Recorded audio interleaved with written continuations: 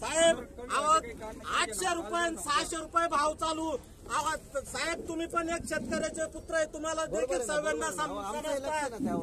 आणि साहेब आमचं लागणीचा खताचा खर्चच निघून नाही राहिला. काय तो माल विकून आमचं जर पदरात 2 पैसेच पडत नसत. साहेब माफ करा, नको आम्हाला ते कांदे नको, तुमचे पैसे नको. आम्ही या कांद्याचा जाळ करतो आणि आम्ही आता तुमच्या मार्केट कमिटीच्या आवारात आम्हाला सरळ काहीतरी तुम्ही गोळ्या झाडा, नाहीतर आम्हाला फाशी द्या. अहो साहेब, मागच्या वर्षी अति उत्पन्न झालं, शासनाने 350 रुपयाचं अनुदान घोषित केलं आणि भिकाऱ्यांसारखं आम्हाला एकदा 10,000 रुपये दिले आणि नंतर आता 10,000 दिले. आता म्हणतं अजून 4,000 देऊ. अहो कृषी प्रधान देश म्हणते ना, आम्हाला हे भिकारी समजू राहिले, हे आम्हाला मान्यच नाही. जसं नथुराम गोडसेंनी गांधीजींना गोळ्या घातल्या होत्या, तसं आता ह्या कमलाबाईला गोळ्या घातल्याशिवाय आम्हाला शेतकऱ्यांनी आता कुठलाही पर्याय नाही. एक तर कमलाबाई संपवायची किंवा आता आम्हाला संपवलं तरी चालत. हा लिलाव आम्हाला मंजूर नाही. विचारा कुठल्याही शेतकऱ्यांना, जर खर्चच सुटू नाही राहिला आमचा. परिस्थिती कशी डाऊन झालेली, या परिस्थितीला सुधारणार कोण? अहो या आमदारांनी पावसाळ्या अधिवेशनात भरमसाठ स्वतःच्या त्या याच्यामध्ये माझ्या आमदारांना जी पेन्शन मिळती, सारा जर तुम्ही तुमचं स्वार्थच पाहता, मग शेतकऱ्याचा वाली तरी कोणीतरी मायबाप होणार. काय भाव गेला आता? 700 रुपये कांदा, आता 700चा कांदा आहे. 700चा कांदा कारण दाखवा, कांदा काय करायचं? कांदा आहे का? कारण दाखवा. लाईन चेक करा ना, पूर्ण लाईन चेक करा ना.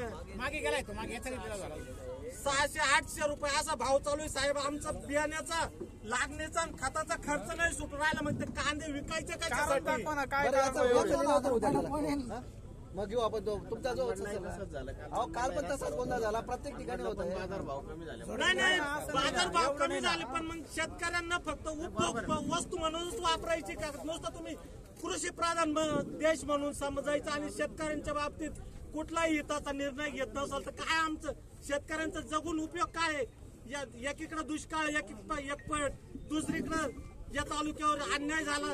येवल्यात बऱ्यापैकी पाणी झालं, तुमच्या मालेगाव मध्ये बऱ्यापैकी झालं, नांदगाव तालुक्यामध्ये श्रावण महिन्यापासून टँकर चालू आहे. या शासनाने, फडणवीस शिंदे सरकारने अन्याय केला.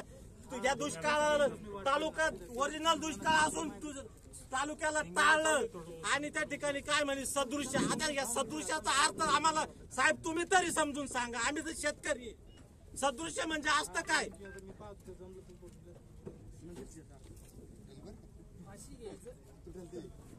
आम्हाला सरळ तिथं तुमच्या दारामध्ये आम्ही इच्छुक शेतकरी, आम्हाला फाशी देऊन मोकळे व्हा. कशाला आमच्या हाल करू राहिले? आमदार कामदारांनी, मंत्री जंत्र्यांनी फक्त त्यांचे फायदे पाहायचे. पावसाळ्या अधिवेशनामध्ये एकमताने सर्व आमदार जर त्यांचं पेन्शन भरमसाठ वाढ करतील, तिथं राजकारण येत नाही, तिथं ओबीसी येत नाही, तिथं मराठा येत नाही. हे फक्त प्रश्न शेतकऱ्यांसाठीच काय येतात?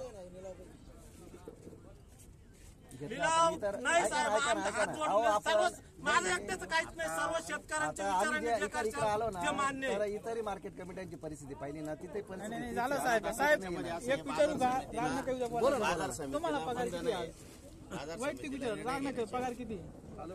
बरोबर नाही सांगा ना, पगार किती? जर तुमची पगार एका रात्री जर 1000-2000 कमी केली, तुम्हाला काय वाटेल? तुम्ही काय करणार? तुमच्या भावना समजून आम्ही काय मराठी असं नाही ना, डायरेक्ट कालपर्यंत 2000, डायरेक्ट काल 2100 पर्यंत 2000 पर्यंत डायरेक्ट 2000 कांद्या. ठीक आहे, 200 ठीक आहे. अन्याय सहन करता म्हणजे 1200 डायरेक्ट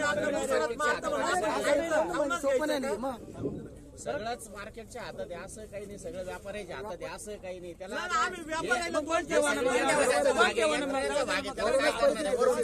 परत मग काय नांदगाव मार्केटच्या इतिहासात पहिल्यांदा असं घडलं. 20 वर्षापासून नांदगाव मार्केटला ज्यावेळेस 2001 साली विलासराव देशमुखचं सरकार होतं, कांदा हस्तक्षेप योजना चालू केली होती. 350 रुपये क्विंटलनी महाराष्ट्रामध्ये असं पहिलं मार्केट होतं. कुठलाही भ्रष्टाचार झाला नव्हता. परंतु यावेळेस 350 रुपयामध्ये सर्वात जास्त महाराष्ट्रामध्ये नांदगाव मार्केट कमिटीमध्ये भ्रष्टाचार झाला आणि बोलतान मार्केटमध्ये भ्रष्टाचार झाला. व्यापारी आणि कर्मचारी यांनी संगणमताने सर्वात मोठा भ्रष्टाचार झाला आणि शेतकरी मायबापांना त्याचा 10,000 रुपये त्या भ्रष्टाचारामुळे आम्हाला पैसे देऊ राहिले. आज तो भ्रष्टाचार झाला नसता तर एक रक्कम भेटली असती माझ्या शेतकरी मायबापांना. असं चुकीचं काही आरोप नका आरोप नाही करणार, हे सिद्ध करून देईल. जर सिद्ध नाही करून दिलं तर फाशीची शिक्षा घेईल. व्यापाऱ्यांच्या पावतीची लेखी आहे तुमच्याकडे. फाशीची शिक्षा घेईल साहेब, सिद्ध करून नाही दिलं तर. हा आरोप खोटं. ज्यावेळेस शेतकऱ्यांची यादी आली ना त्याच्यात व्यापाऱ्यांच्या सुद्धा याद्या होत्या. त्याचं जे पण असेल ऐकून त्याचं घ्या. ऑडिट झालंय. आम्ही कमी भाव देतो ना, हे बरोबर आहे. आमचे उदयी व्यापारी राहत हे बी तुम्हाला सांगितलेलं 4 वेळेस. नाही बा तुम्ही उधारी वगैरे तो विषय तो ना तो आमच्याशी आपण नाही, ऑफिसला उधारी- चर्चा